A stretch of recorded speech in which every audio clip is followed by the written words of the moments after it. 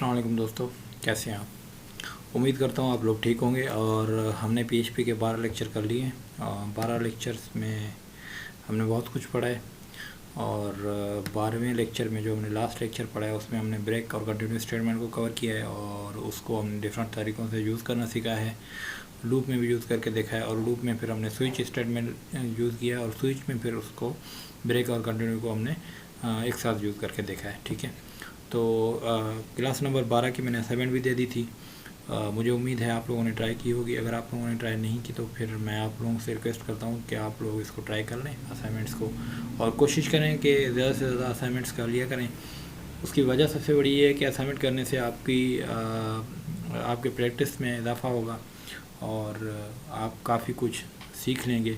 और अगर आपसे वो प्रैक्टिस में कोई मसला आ रहा है तो आप उसको गूगल कर लेंगे तो आपको अगर पता चल जाएगा कि गूगल कैसे करते हैं। ठीक है, तो इस लेक्चर को हम लोग रिपीट नहीं करते क्योंकि 2-3 दफ़ा मैंने स्विच केस भी पढ़ाया, आप लोगों को फॉर लूप भी पढ़ाया और उसके अलावा ब्रेक और कंटिन्यू का कोई इतना बड़ा मसला है नहीं।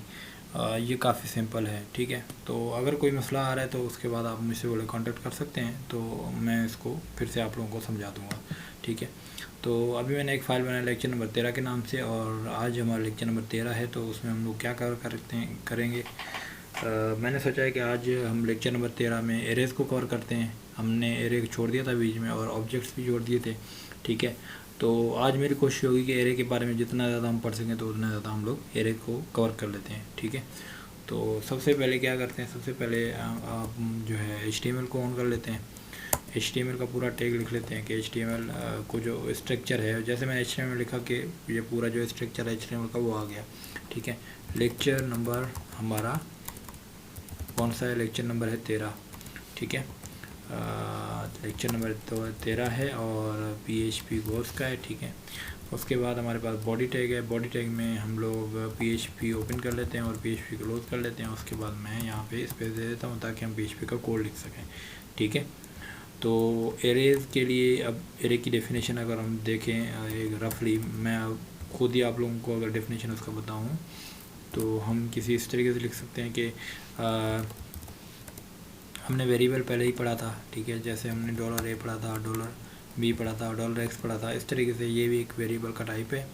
ठीक है, मतलब डेटा टाइप है और इसमें भी वेरिएबल्स मतलब अल्टीमेटली ये वेरिएबल ही है। ठीक है, और अब वेरिएबल किस तरीके से डिक्लेयर होता है हमने खुद ही देख लिया कि $A, $X, $Y इस तरीके से वेरिएबल डिक्लेयर होता है। ठीक है, ये भी एक अगर वेरिएबल हम इसको कंसीडर करें तो किस तरीके से इसकी डेफिनेशन लिखेंगे, सर्टेन टाइप ऑफ वेरिएबल। ठीक है, विच कैन होल्ड वन और मोर देन वन वैल्यूज़। ठीक है, अब ये कह रहा है कि ये तो मेरी डेफिनेशन है, बार मैंने मतलब ऐसे सोच के लिखा है, लेकिन अगर हम इसको देखें W3 स्कूल पे अगर चलें तो यहाँ पे लिखा हुआ है, तो मैं इसकी डेफिनेशन यहाँ से कॉपी कर लेता हूँ। तो अब इसको डेफिनेशन को देख लेते हैं एक दफ़ा। An array stores multiple values in one single variable. आपको पता है वन सिंगल वेरिएबल क्या है, ये W3 स्कूल की डेफिनेशन है। और ऊपर वाला जो है हमारी अपनी डेफिनेशन है। ठीक है, हमारी अपनी डेफिनेशन। ठीक है, तो ये दो डेफिनेशन है सॉरी। तो अब हम चलते हैं, देखते हैं कि एरे को हम लिखते कैसे हैं। ठीक है, तो सबसे पहले कि ये कि आपको पता है कि वेरिएबल इस तरीके से लिखा जाता है, A is equal to certain type of values. Like मैंने यहाँ पे इंटीजर दे दिया, लाइक मैंने 2.4 लिख दिया, फ्लोट लिख दिया, फ्लोट या डबल इसको बोलते हैं, या मैंने कोई स्ट्रिंग लिख दिया, दिस इज़ ए स्ट्रिंग। ठीक है, इस तरीके से लिख दिया। तो देखें इसका एक ही वैल्यू है ना, इसकी वैल्यू स्ट्रिंग है और ये एक वेरिएबल है और इसकी वैल्यू स्ट्रिंग है। या अगर मैं कोई इंटीजर लिखता हूँ, 2 लिखता हूँ, मैं कभी भी ऐसे नहीं लिख सकता कि 2,3, क्योंकि ये एरर देना शुरू हो जाएगा। कैसे एरर देगा मैं दिखा देता हूँ आपको। ये तो लेक्चर नंबर 12 है, लेक्चर नंबर 13 में चलते हैं, देखते हैं क्या कह रहा है। लेक्चर यहाँ है, एरर आ रहा है। ठीक है, अनएक्सपेक्टेड टोकन कोमा में एरर है, जब हमने कॉमा दिया है तो इसको हमें हटाना पड़ेगा, क्योंकि एक वेरिएबल एक ही वैल्यू को होल्ड करता है। बट जब हम एरे लिखते हैं तो एरे क्या करता है, मल्टीपल टाइप्स ऑफ वेरिएबल्स को होल्ड करता है। अब मल्टीपल टाइप ऑफ वेरिएबल को कैसे होल्ड करता है, ठीक है, तो उसको हम लोग देख लेते हैं। अगर हम लोग मैंने ऐसे कर दिया एरे का, अगर मैंने ऐसे कर दिया एरे का, तो अब ये क्या हो गया, ये एरे हो गया। एरे को लिखने का तरीका ये है, ठीक है। एरे को कैसे लिखते हैं, अब मैं इसको इको कर रहा हूँ, ठीक है। इको मैंने कर दिया एरे को, ये खाली लिखा है, ये एरे इस तरीके से लिखा जाता है, और जो भी वेरिएबल लिखे जाते हैं इसके अंदर लिखे जाते हैं, ठीक है। तो मैंने ए लिखा एक वेरिएबल, और उस वेरिएबल को असाइन कर दिया एक एरे। अब ये क्या हो गया, अब ये मल्टीपल, मतलब इसमें हम मल्टीपल वैल्यूज डाल सकते हैं। तो मतलब इसका क्या बन गया, ये जो एरे है वैसे तो वेरिएबल है, लेकिन इसमें जो वैल्यूज़ हैं वो मल्टीपल वैल्यूज़ हैं, और ये एक्ट कर रहा है एज ए एरे, ठीक है। अब मैं इसको इको करवा रहा हूँ, देखते हैं इको क्या आता है। ये कह रहा है warning array to string conversion in line number 20 array. कहता है कि एरे को आप लोग इको नहीं कर सकते। हमने वेरी फर्स्ट लेक्चर में पढ़ा था कि हमारे पास एक वेरिएबल है वार डंप का, ठीक है, एक स्टेटमेंट है। इस तरीके से एक स्टेटमेंट के थ्रू हम लोग क्या करेंगे, एरे को हम डंप कर सकते हैं। एरे को हम लोग देख सकते हैं कि एरे में क्या चीज़ है। ये कह रहे हैं एरे है, उसकी जो लेंथ है वो 0 है, मतलब 0 वेरिएबल है इसमें, और उसके बाद एरे के अंदर जो भी वेरिएबल है वो खाली है। अब मैं ऐसे करता हूँ, एरे के अंदर एक कोई भी वेरिएबल ले लेता हूँ। फॉर एग्जांपल मैं कहता हूँ कि 2 3 1। अब जितने मैं कॉमा दूंगा, जितने वेरिएबल दूंगा, इसके अंदर हम मल्टीपल वैल्यूज़ रख सकते हैं, ठीक है। अब मैंने इसको कर दिया, तो ये कह रहा है कि एरे की जो लेंथ है वो 3 है, और 0 इंडेक्स पे इंटीजर 2 पड़ा हुआ है, 1 इंडेक्स पे इंटीजर 2 पड़ा हुआ है, और 0 इंडेक्स पे इंटीजर 2 पड़ा हुआ है, 1 इंडेक्स पे 1 इंटीजर पड़ा हुआ है, और 2 इंडेक्स पे 3 इंटीजर पड़ा हुआ है। अब आप लोगों को मैं दिखा दूँ, एरे हमेशा स्टार्ट क्या होता है, एरे हमेशा 0 इंडेक्स से स्टार्ट होता है। यहाँ पे मैं लिख लेता हूँ नोट, ये मोस्टली एमसीक्यू में पूछा जाता है। Array starts from 0 index always, ठीक है। अब ये क्या कर रहा है, इसकी जो इंडेक्स होगी वो 0 होगी, मतलब इसकी जो पोजीशन होगी वो 0 होगी, और इसकी पोजीशन क्या है, 1 है, इसकी पोजीशन क्या है, 2 है, ठीक है। तो इसने हमें वार्डम ने क्या कर दिया, हमें वार्डम ने ये हमें इस तरीके से सारा दे दिया, और इसकी लेंथ भी बता दी, और ये भी बता दिया कि इसकी जो टाइप है वो क्या है, ठीक है। एक और इसको एक्सपोज करने का तरीका है, हम लोग इको यूज़ नहीं कर सकते, ये याद रखना है आप लोगों ने। इको कभी भी एरे के लिए यूज़ नहीं हो सकती, ठीक है, क्योंकि उसमें मल्टीपल वैल्यूज़ होते हैं। और हाँ, एक काम आप कर सकते हैं, आप ऐसे कर सकते हैं कि इसमें आप लूप लगा के उसके बाद लूप के ज़रिए आप हर एक वैल्यू पे को इको कर सकते हैं। क्योंकि अब इसलिए इको आप नहीं कर सकते क्योंकि एरे में बहुत ज़्यादा वैल्यूज़ हैं, और एक वैल्यू के लिए हमेशा आपको पता है कि इको यूज़ होता है। किसी भी वेरिएबल में अगर एक वैल्यू है तो वो इको यूज़ होगा, अगर एरे है तो एरे कभी भी इको नहीं होगा, ठीक है। एरे को हम लोग क्या करेंगे, डिकोड करेंगे। एरे को हम लोग एरे पे फॉर लूप चलाएंगे या फॉर ईच लूप चलाएंगे, उसके बाद उसके अंदर जो वैल्यू मिलेंगे उसमें हम इको लिख सकते हैं, ठीक है, क्योंकि फिर वो सिंगुलर वेरिएबल हो जाएंगे, सिंगुलर उसकी जो वैल्यू है वो हो जाएगी, और फिर वो इजीली इको हो जाता है, ठीक है। अभी आप लोगों को पता है कि 2 1 3 3 वैल्यूज़ हैं, तो ये इको नहीं हो सकते, ठीक है। अभी एक और तरीका है इसको प्रिंट करने का, मैं प्रिंट आर लिख लेता हूँ, और यहाँ पे मैं लिख लेता हूँ ए, ठीक है। ए को मैंने प्रिंट आर कर दिया। अब प्रिंट आर कर दिया तो प्रिंट आर क्या आंसर देता है, मैं फॉर एग्जांपल मैंने इस तरीके से कर दिया। अब देखें इसमें और इसमें क्या फ़र्क है, इसमें कह रहा है कि एरे है और इसकी जो लेंथ है, मतलब इसमें कितने वेरिएबल हैं, 3 वेरिएबल हैं, और 0 इंडेक्स बता रहा है। उसके बाद उस 0 इंडेक्स पे इंटीजर है 2 है, 1 इंडेक्स पे इंटीजर है 1 है, 2 इंडेक्स पे इंटीजर है 3 है, और यहाँ पे आप देख लें यहाँ पे कुछ भी नहीं बता रहा, यहाँ पे सिर्फ आपको इंडेक्स और उसकी वैल्यू बता रहा है। 0 इंडेक्स में 2 है, 1 इंडेक्स पे 1 है, 2 इंडेक्स पे 3 है। अब मैं ऐसे करता हूँ, एक हम लोग मल्टीपल टाइप्स ऑफ जो है वैल्यूज़ लिख सकते हैं। ऐसे नहीं है कि एक टाइप ऑफ वैल्यू आप लिख सकते हैं, मल्टीपल टाइप ऑफ वैल्यू लिख सकते हैं। फॉर एग्जांपल मैं लिख लेता हूँ आप न्यू, ठीक है, न्यू लिख लेता हूँ, फिर 1 2 लिखा है। अब मैं इसको देख लेता हूँ कि ये इस तरीके से क्या होता है। अब देखें क्या हुआ है, 0 इंडेक्स पे न्यू पड़ा हुआ है, एक स्ट्रिंग पड़ा हुआ है, 1 इंडेक्स पे इंटीजर पड़ा हुआ है और 2 इंडेक्स पे 3 पड़ा हुआ है। अगर मैं इसको अभी कर लूँ तो अब मुझे ये क्या बता रहा है, अब मुझे ये उसकी जो लेंथ है वो नहीं बता रहा, क्योंकि लेंथ जो हमेशा बताई जाती है वो होमोजेनियस एलिमेंट की बजाय बताई जाती है।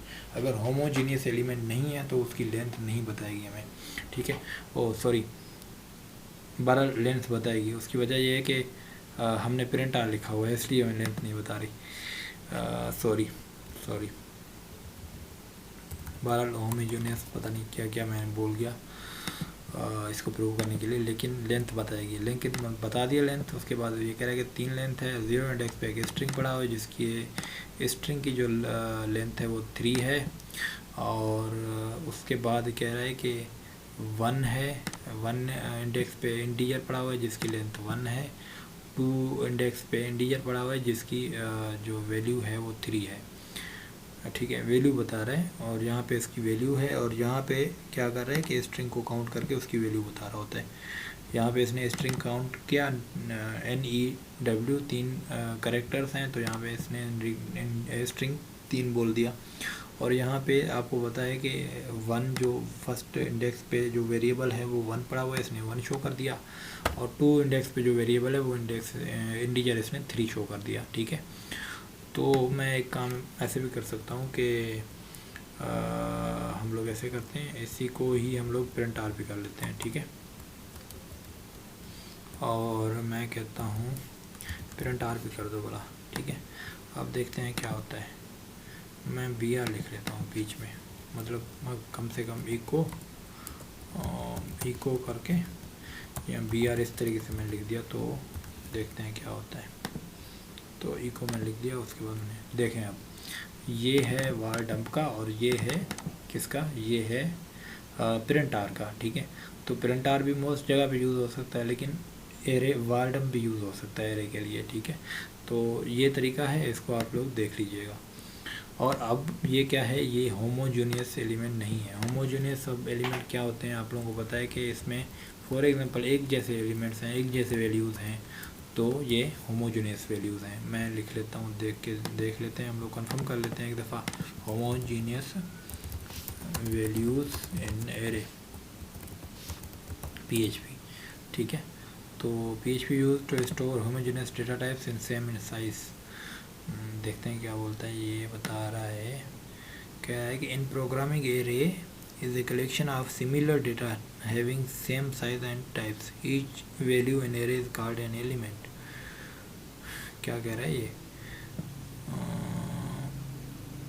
similar data, collection of similar data having same size and types. Each value is called array element, ठीक है। उसके बाद बोल दिया मैंने,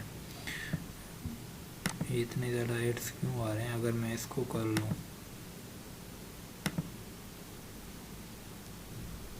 ठीक है, ये कह रहा है कि array is concept that store more than one value of same data type homogeneous in single array variable.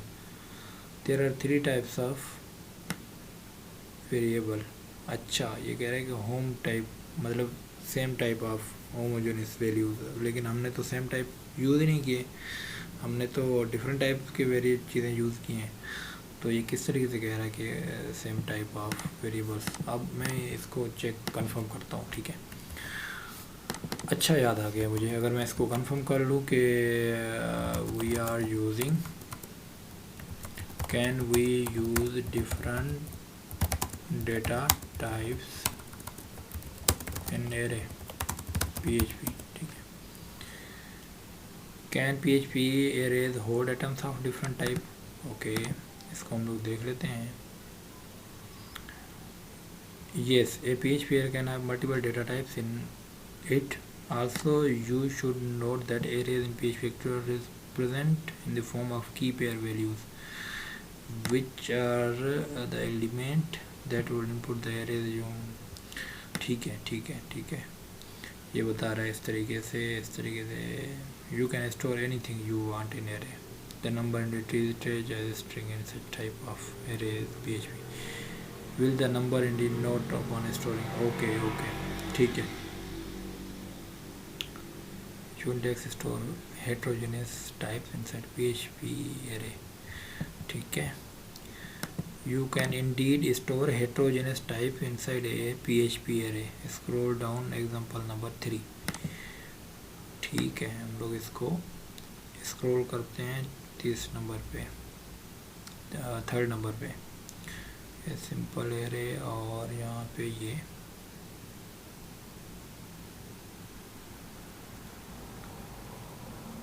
अगर 3rd नंबर ये है, ठीक है। और ये जो हमने लिखा है इंडेक्स एरे विदाउट, ये वाला हमने प्रैक्टिस किया है। और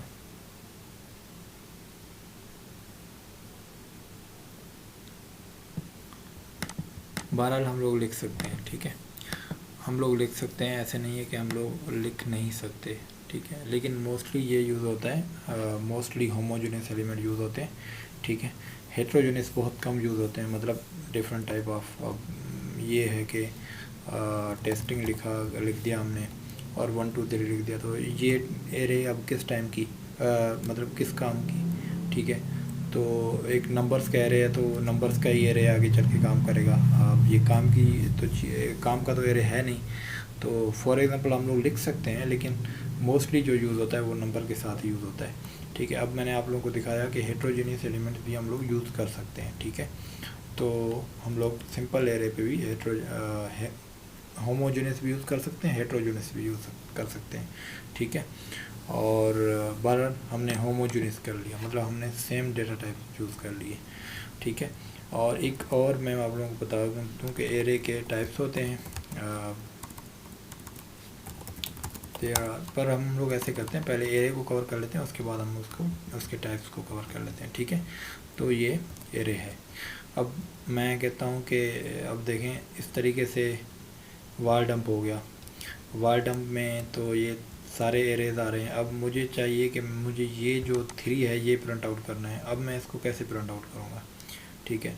तो अब अगर मुझे ये 3 को प्रिंट आउट करना है, तो मैंने इन सबको क्या किया, मैंने इन सबको कमिट आउट किया, मैंने इको लिखा। अब इको तो आप कहेंगे कि एरे के साथ यूज़ नहीं होता, तो बिल्कुल यूज़ नहीं होता। हमने क्या देखा कि इको के साथ हमने देखा कि ये जो 3 है, सबसे पहले हमने क्या किया, इसको वार डंप किया एरे को। अब हमने देखा है कि वार डंप में जो ये 3 आ रहा है, ये किस नंबर पे है, ये किस इंडेक्स पे है। ये जो 3 है ये 2nd इंडेक्स पे है, तो हमने यहाँ से इंडेक्स कॉपी किया या इंडेक्स देखा हमने, और फिर हमने क्या किया, इको का किया किसको, इंडेक्स को, ठीक है।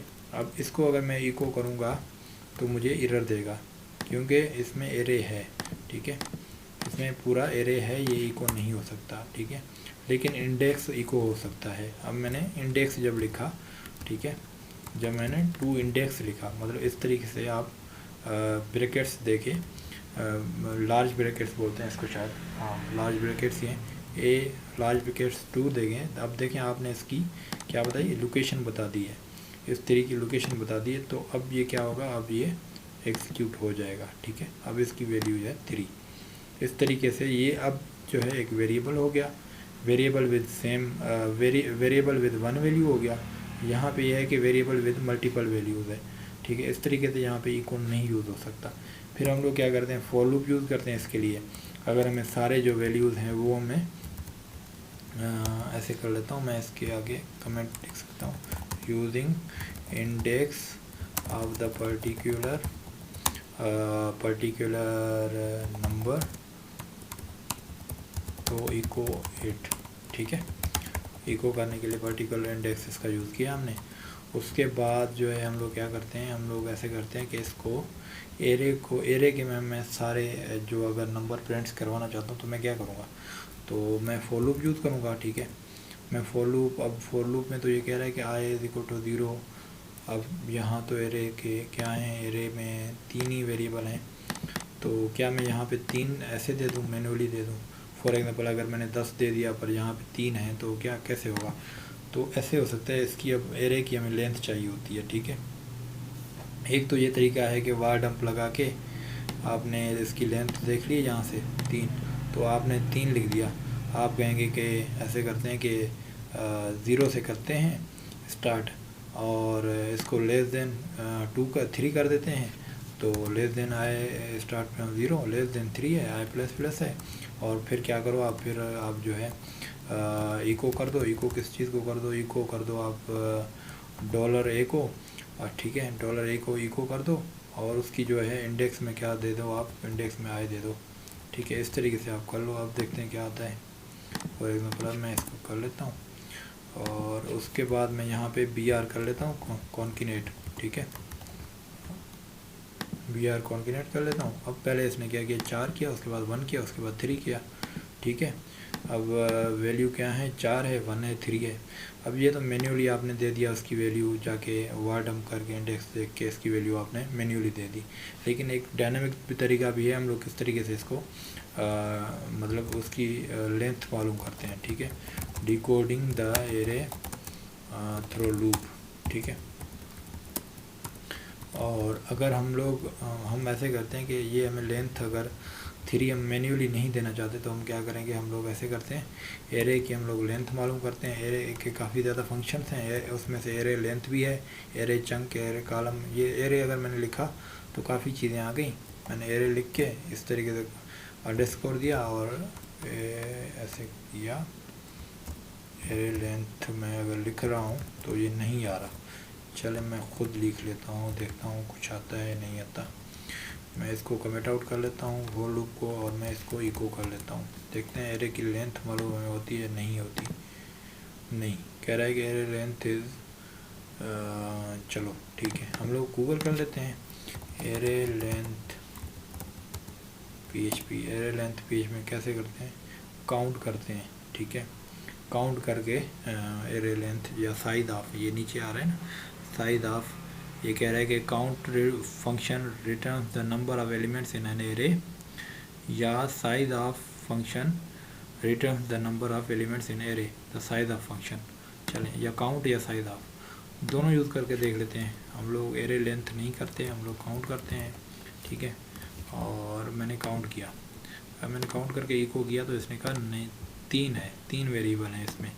चलें, ये तो हमें पता चलेगा काउंट भी यूज़ होता है, ठीक है। तो हमने इसके आगे लिख दिया count function is used to count the variable, count the values in the particular array, ठीक है। तो काउंट यूज़ होता है। उसके बाद हम लोग ऐसे करते हैं, इसको मैंने कॉपी कर दिया। अब मैं क्या करूँगा, अब मैं काउंट की जगह साइज ऑफ लिख लेता हूँ, ठीक है। तो मैं इसको काउंट को हटा के साइज ऑफ लिख लेता हूँ, ठीक है। साइज ऑफ मैंने लिख लिया $A का। अब मुझे पता चलेगा कि साइज़ कितना है इसका। अब अगर मैंने इसको साइज ऑफ कर दिया फिर भी ये 3 दे रहा है, ठीक है। साइज ऑफ क्या करता है, it also works as the count function, ठीक है। ये एक फंक्शन है जो पहले से ही बना हुआ है, ये भी क्या करता है, इसकी साइज़ काउंट करता है, ठीक है। अब ये किस तरीके से आपका साइज़ काउंट करता है। फॉर एग्जांपल आप देखें, ये जो है या तो आप यूज़ कर सकते हैं, साइज़ ऑफ यूज़ कर सकते हैं, या तो आप काउंट यूज़ कर सकते हैं। इन दोनों में से कोई भी आप यूज़ कर सकते हैं इसकी साइज़ मालूम करने के लिए। अब आपने ऐसे किया है कि साइज़ ऑफ को आपने एक वेरिएबल में डाल दिया। साइज़ ऑफ आपने क्या कहा है कि एरे लेंथ ये है, ठीक है, एरे का लेंथ ये है, इसको वेरिएबल में डाल दिया आपने, ठीक है। आप लोग याद करें कि ये जो आपने वेरिएबल में डाला है अब ये एक इंटीजर बन गया। साइज़ ऑफ ए कितना है, 3 है, हमने अभी इको किया। अब हम इस फॉर लूप को ऑन करते हैं। अब हम चेक करते हैं कि अब हमने एक वेरिएबल लिया, उसको 0 से स्टार्ट किया। अब हमने क्या किया, अगर हम 1 से करेंगे स्टार्ट तो हम लोग लेस देन और इक्वल्स टू करेंगे, ठीक है। अगर हम 0 से स्टार्ट करेंगे तो हम लेस देन करेंगे। आई को हमने क्या किया, लेस देन क्या किया, एरे लेंथ, एरे लेंथ में क्या है 3 है और आई में क्या है 0 है, 0 लेस देन 3 हो गया, ठीक है, आई प्लस प्लस। और आपने यहाँ पे ये जो आई 0 है ये आपने कर दिया, ठीक है, शो कर दिया। और यहाँ पे आपने शो कर दिया। ठीक है, तो इस तरीके से आप लोगों को पता है कि ज़ीरो इंडेक्स एरे हमेशा ज़ीरो इंडेक्स से शुरू होता है, तो इसलिए आप लोगों ने इनिशियलाइजेशन जो करनी है वो ज़ीरो से करनी है। ठीक है, अगर आप लोगों को अगर ऐसे होता कि एरे का जो इंडेक्स है वो अगर 1 से स्टार्ट होता तो फिर आप यहाँ पे 1 लिख सकते थे। अभी एरे का आप लोगों को पता है कि ये एक जनरल मतलब एक रूल है कि एरे का जो स्टार्टिंग है वो हमेशा ज़ीरो इंडेक्स से होता है। तो I is equal to zero कर दिया आपने, और यहाँ पे आए एक को आपने इंडेक्स दे दिया, और एक को मतलब आई का ये जो डायनेमिक इंडेक्स है ये हमेशा चेंज होता रहेगा, और बी आर होता रहेगा, मतलब पहले लाइन पे एक आएगा, दूसरी लाइन पे दूसरी, तीसरी लाइन पे तीसरी वैल्यू। अब फिर से मैं इसको एग्जीक्यूट करके देख लेता हूँ, तो फिर से वही वैल्यू आया जो हमने वहाँ पे मैन्युअली लिख दी थी। ठीक है, मैन्युअली हमने कैसे लिखा था, मैन्युअली हमने इस तरीके से लिखा था, यहाँ पे मैंने 3 दे दिया था मैन्युअली। ठीक है, आप मैन्युअली दें या साइज़ लेके दे दें, इस तरीके से आपका हो जाएगा। ठीक है, और उसके बाद जो दूसरा टाइप है एरे का वो है आपका एसोसिएट एरे। ठीक है, एरेस। अब मैं आप लोगों को दिखा देता हूँ एक दफ़ा, क्योंकि हमारी वीडियो बड़ी ना हो जाए। ये इंडेक्स एरे है। ठीक है, ये इसको बोलते हैं there are 2 ways to create index array, you can be assigned automatically. Index arrays always start from 0। ठीक है, इंडेक्स एरे हमेशा 0 से स्टार्ट होते हैं। ठीक है, और उसके अलावा दूसरी बात ये है कि the following create index array named car two elements and then print से text containing in the arrays. ठीक है, अब ये क्या है, अब पहले तो हमारा ये था कि हम लोगों ने ये किया है कि जो हमारा एरे था वो हमारा एरे कंटेन ही कर रहा था, किसका, नंबर से कंटेन कर रहा था ना। इसकी बात कर रहा हूँ, ये इंडेक्स एरे इसको बोलते हैं। ठीक है, मैं लिख लेता हूँ एक दफ़ा, क्योंकि आप लोगों को आसानी हो ना, ताकि इसको हम लोग इंडेक्स एरे बोलते हैं। ठीक है, इंडेक्स एरेज। अब इंडेक्स एरेज को हम लोग करते हैं इंडेक्स एरेज यूजिंग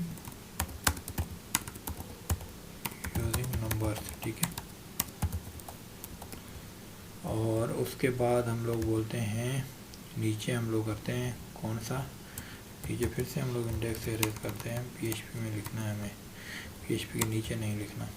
ठीक है, इंडेक्स एरेज यूजिंग स्ट्रिंग्स। ठीक है, अब इंडेक्स एरे यूजिंग स्ट्रिंग्स हमने $B लिखा, और हमने क्या किया, हमने फिर एरे लिखा, और हमने क्या किया, एरे में इंडेक्स लिख दिए। फॉर एग्जांपल कलर के नेम लिख दिए, रेड हो गया, ब्लू हो गया, क्योंकि आपको पता है कि कोटेशन देना पड़ेगा, क्योंकि ये एक स्ट्रिंग है, और यहाँ पे आपने वायोलेट लिख दिया। ठीक है, फॉर एग्जांपल इस तरीके से।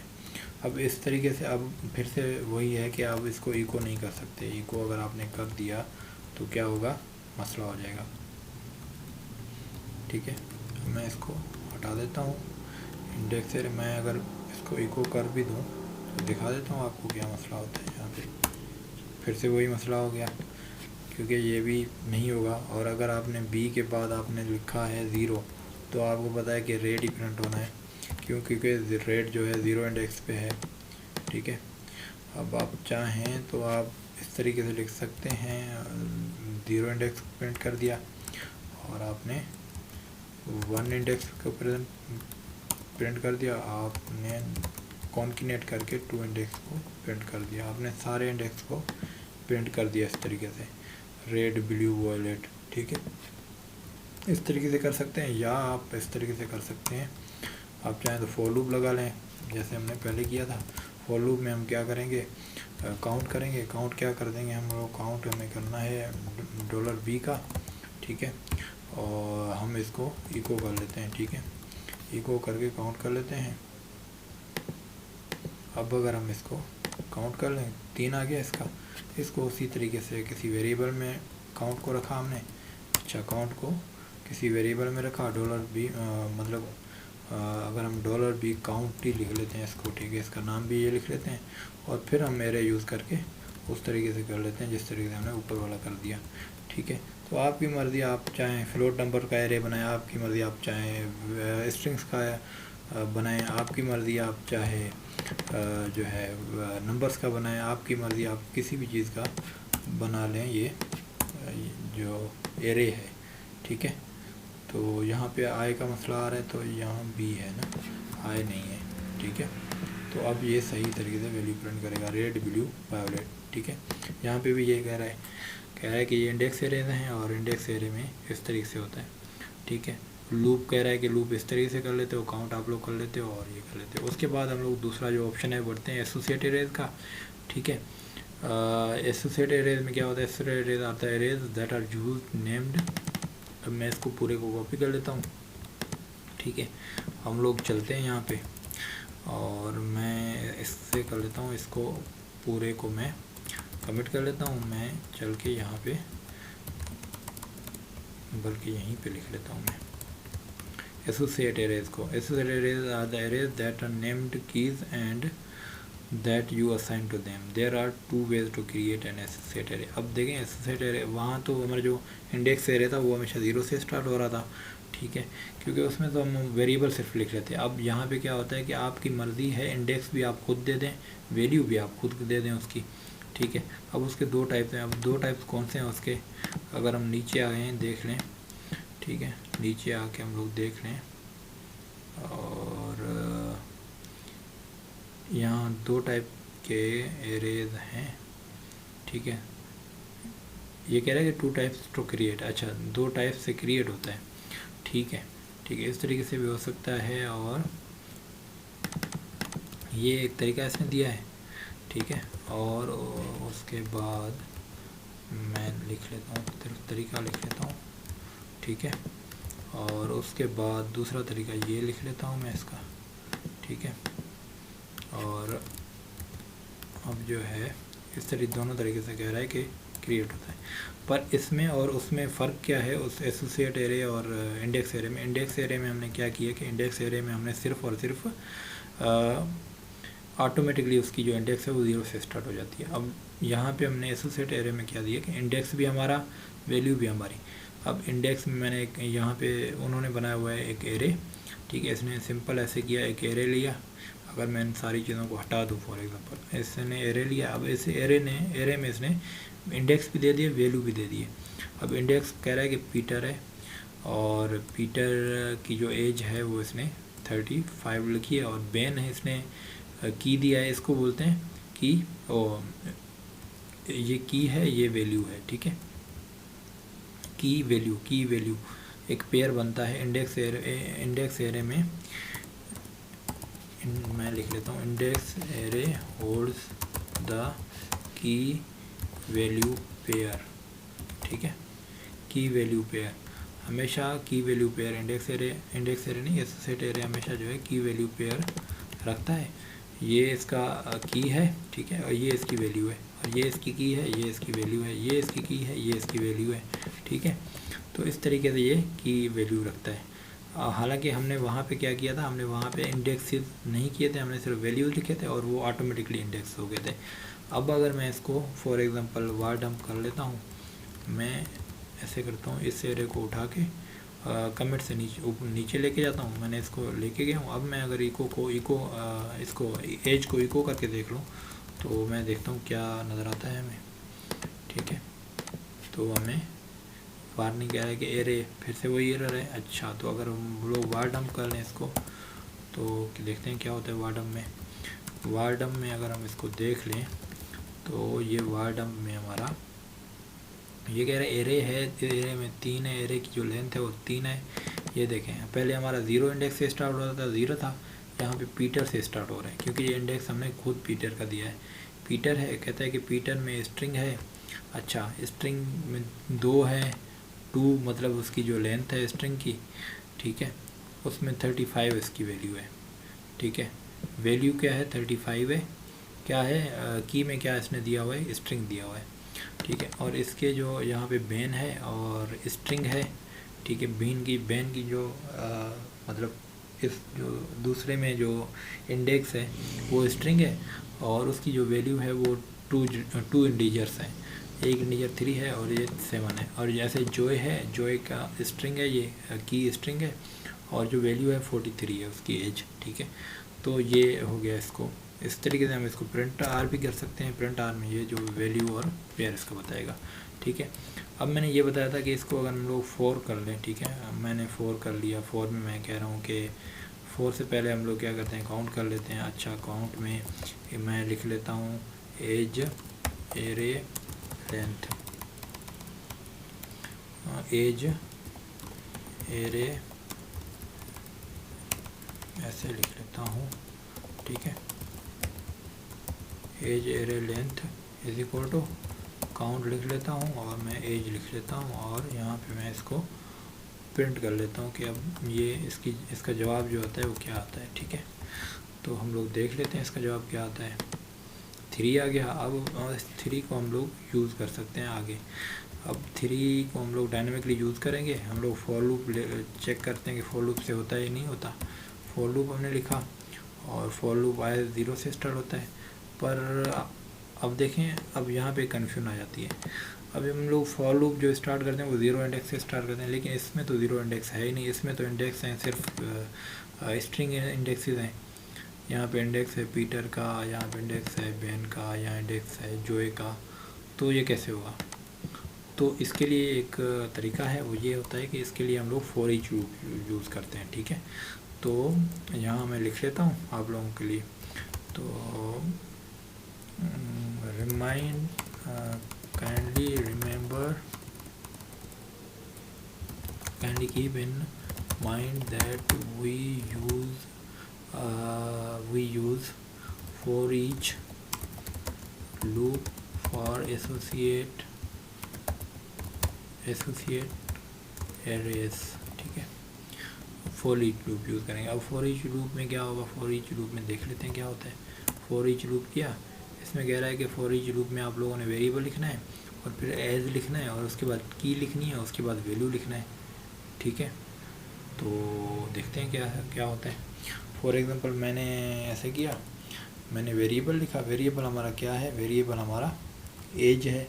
ये ज़ाहिर बात है, ये एज एक वेरिएबल है और मैंने कुछ नहीं किया। अब की को भी मैंने नहीं छेड़ा, हालांकि मैं इन नामों को छेड़ सकता हूँ लेकिन मैं नहीं छेड़ा। तो अब देखता हूँ अब की में क्या आता है, एज में क्या आता है, वैल्यू में क्या आता है। फॉर एग्जांपल मैं ऐसे करता हूँ कि मैं इको कर लेता हूँ, ठीक है। अब मैं इको क्या करूँगा, मैं इको की कर लेता हूँ और की के बाद मैं लिख लेता हूँ कॉन्किनेट करके BR कर लेता हूँ, ठीक है। अब की में देखते हैं क्या आता है और यहाँ पे मैं लिख लेता हूँ here are all the keys in series, ठीक है, क्योंकि सारी कीज़ सीरीज़ में आ जाएंगे यहाँ पे। तो देखते हैं आते हैं या नहीं आते सारे keys. here are all the keys in series। पहला जो की है पीटर है, दूसरा बेन है, तीसरा जोए है, ठीक है। ये देखें here are keys एंड अगर मैं वैल्यूज़ लिख दूँ एंड वैल्यूज़, ठीक है।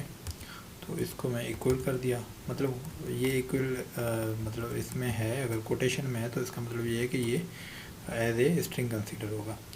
तो यहाँ पे मैंने की लिखा और उसके बाद मैंने फिर जो है थोड़ा स्पेस कर दिया और वैल्यूज़, मैंने ऐसे वैल्यूज़ स्ट्रिंग लिखा और फिर अब डायरेक्टली वैल्यूज़ लिखा, वैल्यू लिखा बल्कि वैल्यूज़ नहीं लिखा, ठीक है। की और वैल्यू, ठीक है। अब पहले की प्रिंट होगा और फिर वैल्यू प्रिंट होगा। देखते हैं किस तरीके से। इसको मैंने किया। अब मुझे BR भी करना है, लेकिन BR क्यों नहीं हो रहा उसकी मुझे समझ नहीं आ रही कि BR तो होना चाहिए। कॉन्किनेट ही नहीं किया तो BR कैसे हो सकता है? हमने स्टेटमेंट ही यहाँ बंद कर दी। सॉरी, मेरा बैटरी भी लो हो गया, मुझे बैटरी लगाना है वरना ये बंद हो जाएगा। जस्ट ए सेकंड वेट कर लें। तो मैं बैटरी लगा लेता हूँ इसको, ठीक है। तो मेरे ख्याल में ये जो हमारा लेक्चर है वो काफ़ी बड़ा होने वाला है और काफ़ी इंटरेस्टिंग चीज़ें हम लोग डिस्कस कर रहे हैं। नहीं चला, अच्छा चल गया, क्योंकि ये कॉन्सेप्ट्स आपको बहुत आगे काम आएंगे, ठीक है। तो हमने डॉट लगा के, ये देखिए काफ़ी ज़्यादा हमने डॉटें लगाई हुई हैं, कॉन्किनेट किया हुआ है। इसको बाद में हम लोगों ने BR कर दिया, ठीक है, और BR के बाद हमने यहाँ पे लगा दिया कोलन। अब मैं इसको अगर कर लेता हूँ तो कहता है here are all the keys and key क्या है, पीटर है, वैल्यू क्या है 35 है। अगर मैं यहाँ पे भी स्पेस दे दूँ, फॉर एग्जाम्पल यहाँ मैंने स्पेस दे दिया और मैंने बाकी सारी चीज़ें हटा दी, हेयर आर ये सारी चीज़ें मैंने हटा दी हैं और मैंने की वैल्यू सिर्फ लिखे हैं। अब देखता हूँ क्या होता है। अब ये होता है कि की क्या है, पीटर है, वैल्यू 35 है। की क्या है, बेन है, वैल्यू क्या है 37 है। की क्या है, जॉय है, वैल्यू क्या है 43 है। तो इस तरीके से हमारा एसोसिएट जो एरे है वो चलता है, ठीक है। ये एसोसिएटिव जो एरे है वो इस तरीके से हमारा काम करता है। हम चाहें तो एसोसिएटिव एरे इस तरीके से डिफ़ाइन कर सकते हैं, हम चाहें तो एसोसिएटिव एरे इस तरीके से भी डिफ़ाइन कर सकते हैं। इस तरीके से हम लोग कैसे डिफ़ाइन कर सकते हैं, इस तरीके से हम लोग चाहें, फॉर एग्जांपल इसको हमने हटा दिया और मैंने जो है एक वेरिएबल लिया एज का, और एज में मैंने इसको इस तरीके से लिख दिया, ठीक है। अब ये क्या हो गया, अब ये एरे हो गया। अब मैंने एज में इस तरीके से लिखा, या मैं डायरेक्ट इस तरीके से भी लिख सकता हूँ, ठीक है, या मैं इस तरीके से लिख सकता हूँ कि अब मैं इस तरीके से फॉर एग्जाम्पल मैं लिख लिया, इस तरीके से मैंने लिख दिया। अब देखते हैं ये सही आता है नहीं आता, ठीक है। तो अब मैंने इसको देख लिया, अब भी ये बिल्कुल सही काम कर रहा है। अब देखें, आप लोगों की मर्ज़ी, आप लोग इस तरीके से लिखें, आप लोगों की मर्ज़ी इस तरीके से लिखें। अगर आप लोगों की मर्ज़ी है आप इसको इस तरीके से भी लिख सकते हैं, इस तरीके से, ये तीसरा तरीका है, ठीक है। अगर आपने जिस भी तरीके से आपने लिखनी है आपकी मर्ज़ी है, ये तीनों तरीके हैं। पर शर्त ये है कि आप लोगों को एरे और इंडेक्स और की का आप लोगों को कॉन्सेप्ट समझ में आ गया हो, ठीक है। आप लोगों ने ये प्रैक्टिस करनी है। मैं असल में नीचे लिख लेता हूँ,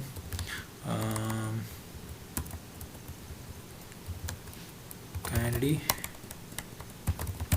practice as much as you can for each loop और इंडेक्स एरेज, उसके बाद एसोसिएटिव एरेज, और उसके बाद आपको kindly try to practice the multi dimensional arrays as well, ठीक है। आप लोगों ने मल्टी डायमेंशनल एरेज को भी चेक करना है कि वो किस तरीके से होते हैं, और मैं नेक्स्ट लेक्चर में मल्टी डायमेंशनल एरेज को कवर कर लूँगा, क्योंकि इस लेक्चर में काफ़ी ज़्यादा टाइम हो चुका है, तो इसलिए मैं इस लेक्चर को वाइंड अप कर रहा हूँ। तो काफ़ी चीज़ें हमने आज डिस्कस की हैं, एरेज को हमने पर्टिकुलरली देखा है। तो मुझे उम्मीद है आप लोगों को सारी चीज़ें समझाई होंगी, और ये ऐसा समझें, एरेज को बैकबोन समझा जाता है PHP का, ठीक है। तो कोशिश करें इसको सही तरीके से समझने की कोशिश करें। अगर कोई चीज़ आपको इस चीज़ में कोई चीज़ मिस हो गई है, आप लोग मुझे बताना चाहते हैं तो वो भी बता दें। अगर कोई चीज़ आप लोगों को समझ नहीं आई तो वो भी आप मुझसे पूछ सकते हैं। आप मुझसे यूट्यूब के चैनल पे पूछ सकते हैं कमेंट करके, आप मुझसे फेसबुक पे पूछ सकते हैं, फेसबुक ग्रुप में पूछ सकते हैं, या व्हाट्सएप पे पूछ सकते हैं, या आप मैसेंजर पे जाएँ तो मैसेंजर पे पूछ सकते हैं, ठीक है। तो हम लोग आज का लेक्चर यहाँ पे वाइंड अप करते हैं। कल इंशाल्लाह हम नेक्स्ट लेक्चर में 14 लेक्चर में मिलते हैं, और 14 लेक्चर में हम लोग मल्टी डायमेंशनल एरेज को भी कवर करेंगे, उसके साथ एरे से रिलेटेड जो भी फंक्शंस हैं उसके वो भी हम लोग कवर कर लेंगे, ठीक है। तो कल तक अपना ख्याल रखिएगा और कल मिलते हैं फिर। अल्लाह हाफिज़। Thank you very much.